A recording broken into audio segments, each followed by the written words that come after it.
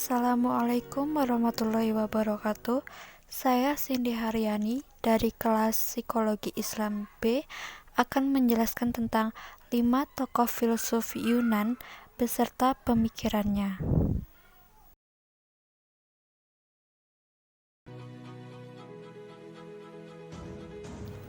Jadi, filsafat adalah suatu ilmu pengetahuan yang menggunakan logika dan metode untuk mengkaji masalah umum dan mendasar dengan mengenai berbagai macam persoalan yang muncul.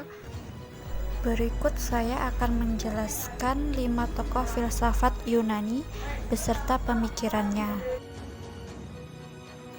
Yang pertama ada Thales. Thales adalah orang Miletus yang digelari bapak filsafat. Mengapa? Karena dialah orang yang mula-mula berfilsafat. Gelar itu diberikan karena ia mengajukan pertanyaan yang amat mendasar, seperti apa sebenarnya bahan alam semesta ini?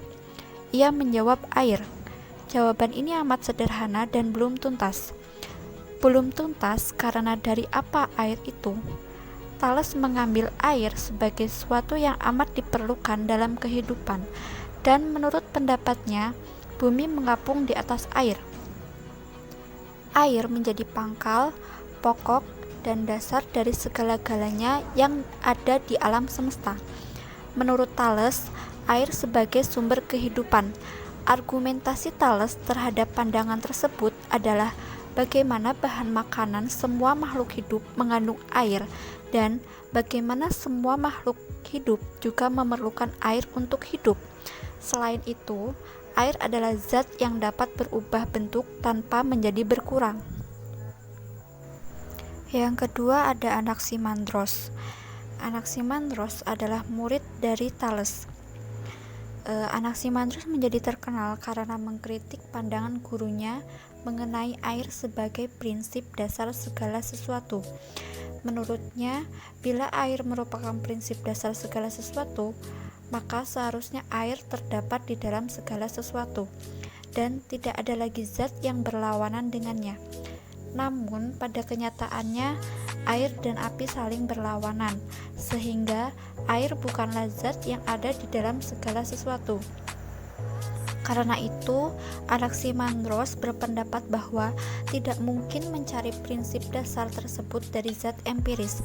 Prinsip dasar itu haruslah pada sesuatu yang lebih mendalam dan tidak dapat diamati oleh panca indera.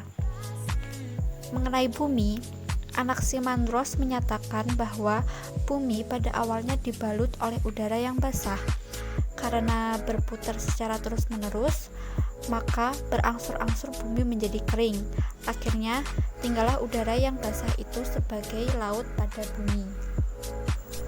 Selanjutnya ada Anaximenes. Anaximenes berpendapat bahwa udara adalah prinsip dasar segala sesuatu. Udara adalah zat yang menyebabkan seluruh benda muncul, telah muncul, atau akan muncul sebagai bentuk lain. Perubahan-perubahan tersebut berproses dengan prinsip pemadatan dan pengenceran. Bila udara bertambah kepadatannya, maka muncullah berturut-turut angin, air, tanah, dan kemudian batu. Sebaliknya, bila udara mengalami pengenceran, maka yang timbul adalah api. Proses pemadatan dan pengenceran tersebut meliputi seluruh kejadian alam, sebagaimana air dapat berubah menjadi es dan uap, dan bagaimana seluruh substansi lain dibentuk dari kombinasi perubahan udara. Heraklitus mengatakan, engkau tidak dapat terjun ke sungai yang sama 2 kali, karena air sungai itu mengalir. Menurutnya, alam semesta ini selalu dalam keadaan berubah. Sesuatu yang dingin berubah menjadi panas, yang panas berubah menjadi dingin. Itu berarti bila kita hendak memahami kosmos, kita mesti menyadari bahwa kosmos itu dinamis.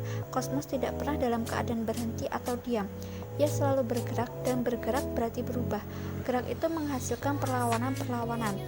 Pernyataan semua mengalir berarti semua berubah menjadi bukanlah pernyataan yang sederhana. Dan yang terakhir ada Parmenides. Parmenides dalam The Way of the Truth, ia bertanya, Apa standar kebenaran dan apa ukuran realitas? Bagaimana hal itu dapat dipahami? Ia menjawab, ukurannya adalah logika yang konsisten. Sebagai contoh, ada 3 cara berpikir tentang Tuhan. 1 adalah ada, 2 tidak ada, 3 ada dan tidak ada. Yang benar adalah ada. Tidak mungkin kita meyakini yang tidak ada. Maksudnya, kita tidak mungkin meyakini sesuatu hal yang tidak ada. Nomor 2, tidak ada. Sebagai 2, karena yang tidak ada pastilah tidak ada. Yang ketiga pun tidak mungkin, karena tidak mungkin Tuhan itu ada dan sekaligus tidak ada. Sekian yang dapat saya sampaikan. Bila ada kurang lebihnya, saya mohon maaf. Wassalamualaikum warahmatullahi wabarakatuh.